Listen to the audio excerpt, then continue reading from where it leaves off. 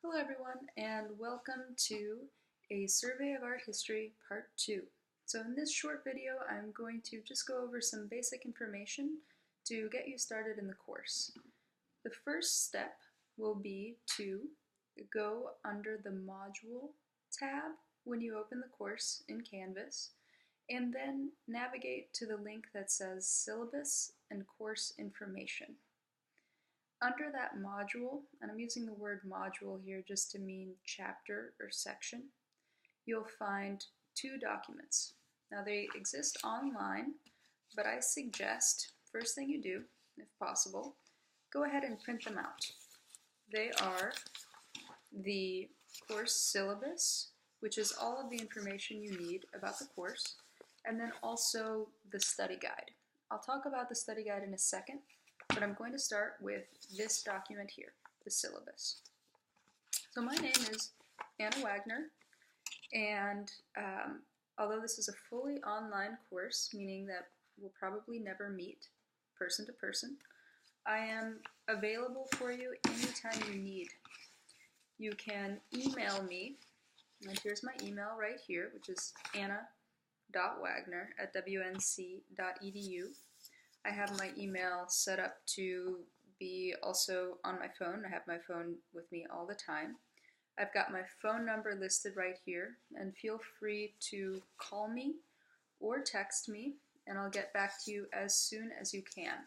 One thing to keep in mind, I am on the East Coast, so there's going to be a 3-hour time difference. It's going to be 3 hours later for me, assuming you're on the West Coast, that is. So if you call me at, say, 9 p.m. your time, that'll be 1 a.m. my time, and I'm going to silence my phone if I'm going to bed or if I'm at the library or something, so I might not get back to you immediately, but I'll get back to you as soon as I can. So going on down through this document, you'll see that it's obviously required that you have access to a computer and the internet regularly, daily preferably. And a little bit about the book. I'll talk about that in a second when we talk about the study guide. This course is Survey 2, meaning that we're going to begin with the Renaissance and move forward to contemporary art. We're going to spend a little less time on contemporary art, so if you were hoping for a class that was focused on art that was happening right now, this isn't going to really be the course for you. We're going to spend most of our time talking about movements that lead up to what is happening in art right now. It seems that most students will require 10 to 15 hours of work a week to complete this course, some more, some less. You will also be writing a final paper that's 1,000 words long. More about that in a second.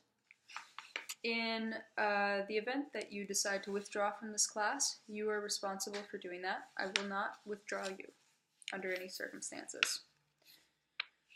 Let's talk about grading.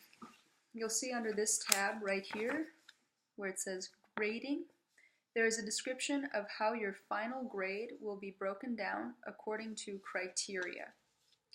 There are different sections of grade weight in the class. What that means is, for example, there are quizzes and blogs.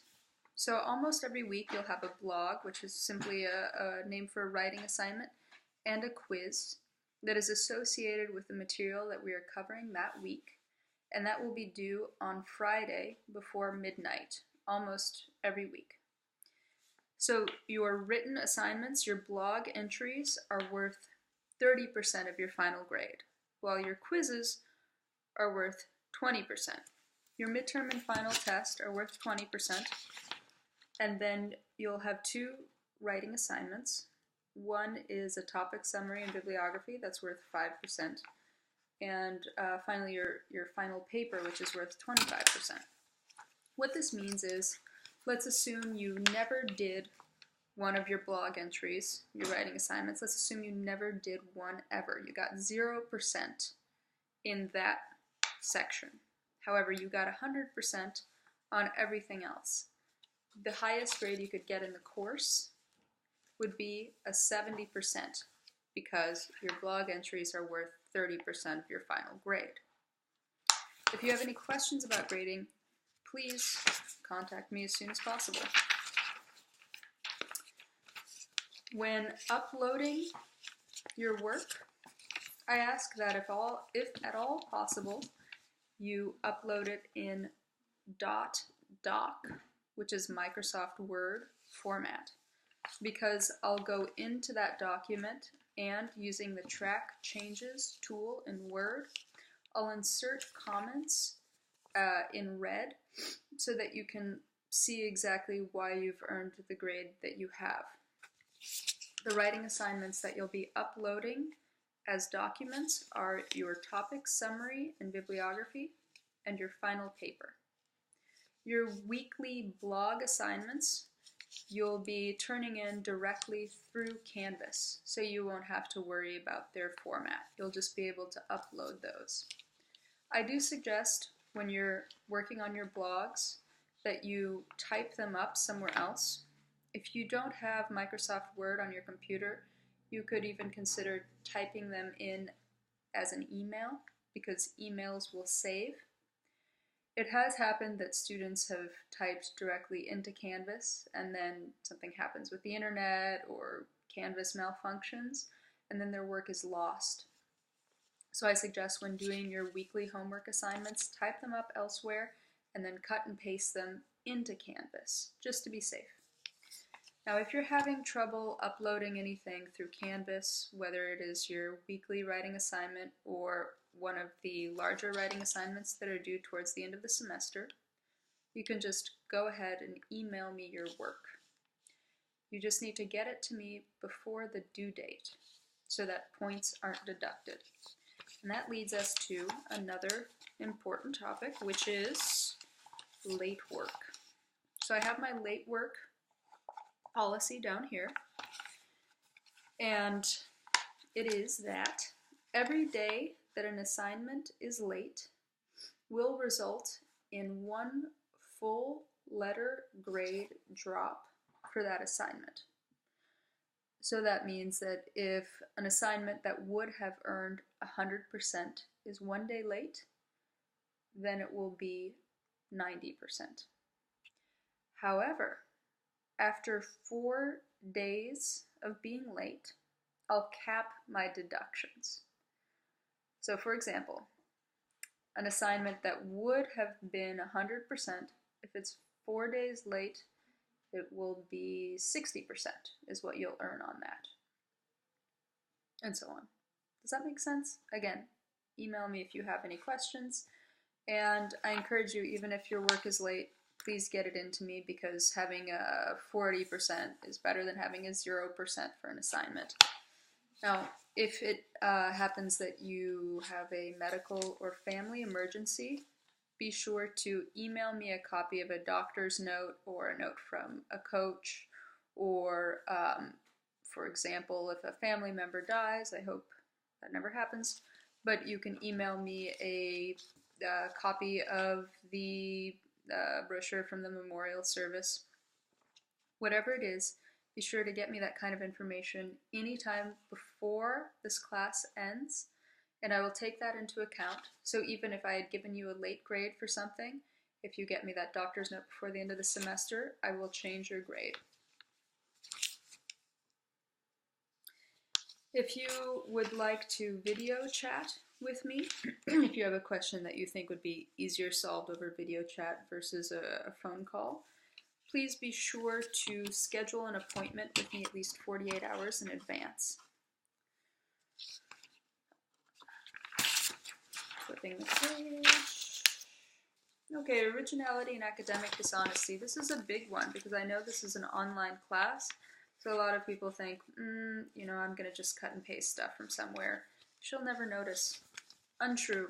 All of the work I run through a plagiarism app, which will check and see all sources online and see how much of your work matches existing writing elsewhere on the web.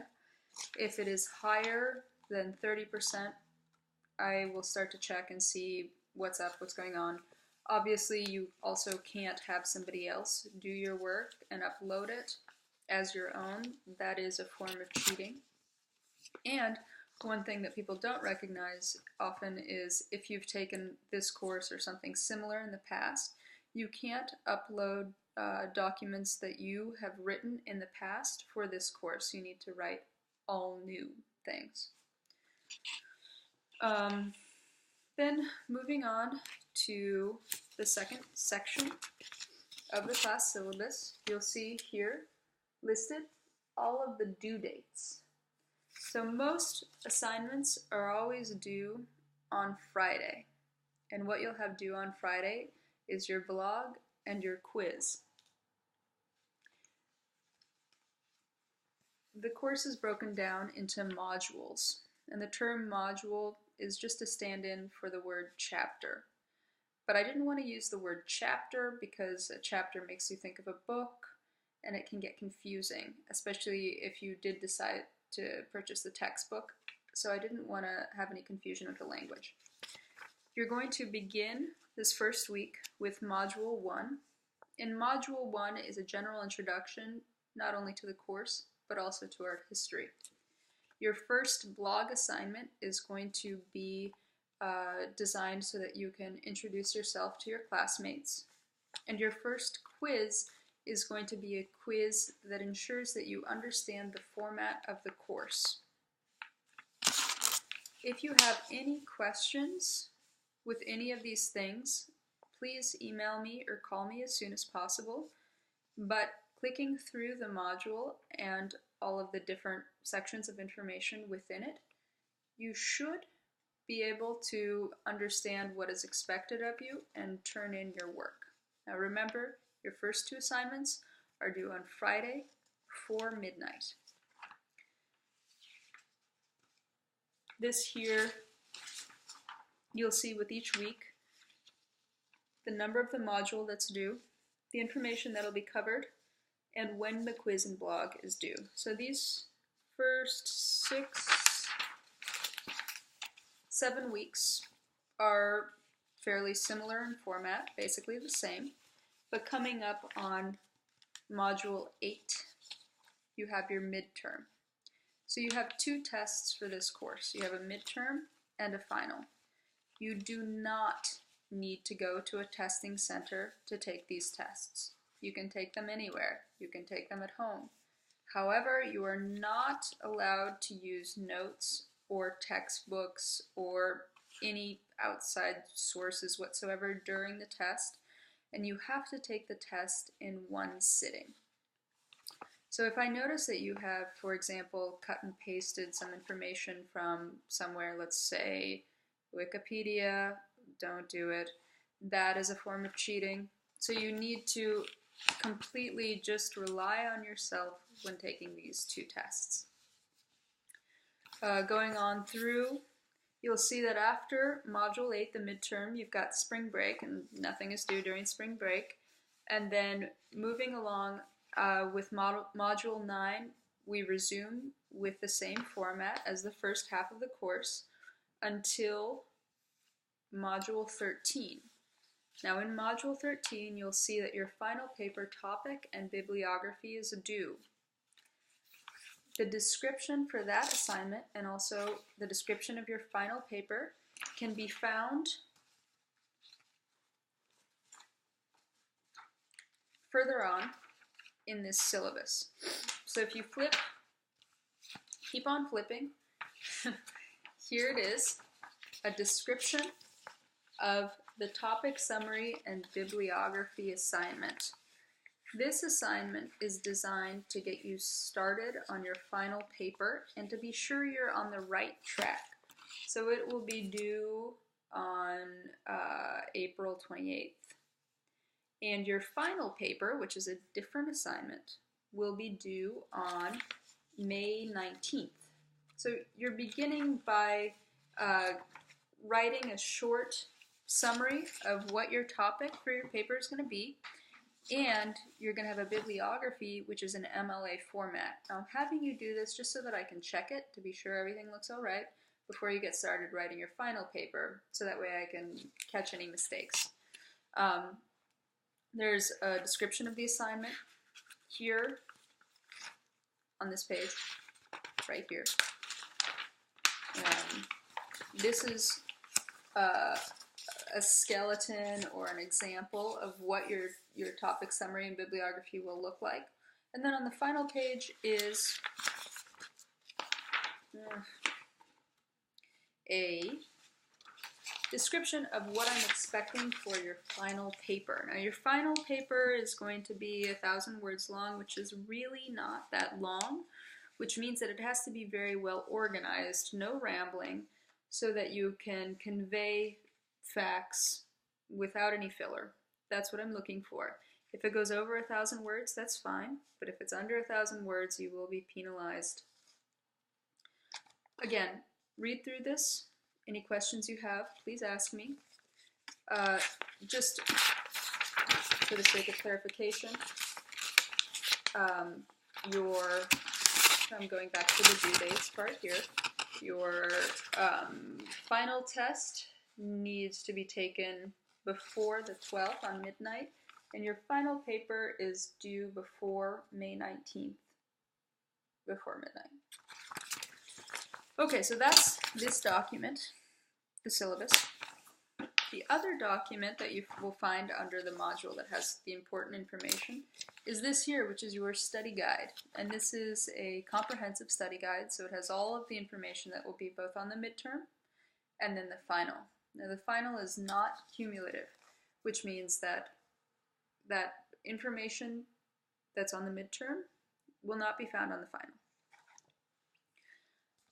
This document has, once you flip over to the second page, a description of exactly what you're going to find on the tests.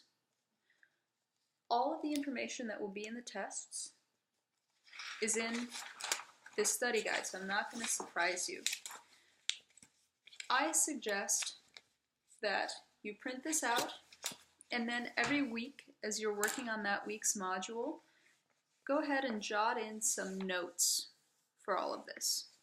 So you'll see each module has potential short essay questions. The short essay is only 4 sentences long, and I will pick 2 of these questions at random from the selection of modules that will be either on the midterm or final. So I'd suggest you write in answers to these questions. There is a figure identification portion to the exam where I will show you an image and you have to identify the artist, the title of the artwork, the date in which it was made, and its cultural significance. So if you could write in the cultural significance for each of these. Some people like to use flashcards to study as well. And down here, vocabulary and terms. And I'll have short answer questions where I'll ask you, for example, what is a patron? So you can write what a patron, again, in an art historical context is. Now, yes, the final thing. So I have broken down the course into modules, and you'll also see here that there are figure numbers. All of this is according to this textbook right here, which is, it's a heavy one. This is Gardner's Art Through the Ages, which is written by Fred S. Kleiner. Now this here is the 15th edition of the textbook. The other recent edition is the 14th edition, which looks like this. This edition is very similar to the 15th edition, except that it's cheaper, and some of the pages and figure numbers might be slightly different, but it covers essentially the same information.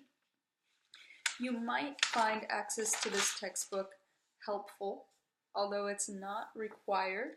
So you could even just check at the library. They almost always have a copy of it at reference, and if you would like, you can use it when completing your blog assignments or when studying. Now remember that in this study guide, the images were listed by figure number. What that corresponds to is within the textbook, you'll see when looking at an image that each image corresponds to a figure number. That's the number right there. This one here, for example, is 20-7. And then following that is the name of the artist, the title of the piece, the date it was made, media dimensions, and where it is now. If you don't have the textbook, you can just look up the artist and title of the image online, and you can use that to study. I am going to end here so that I don't overload you with information, but please, any questions, contact me as soon as possible, and I look forward to working with you.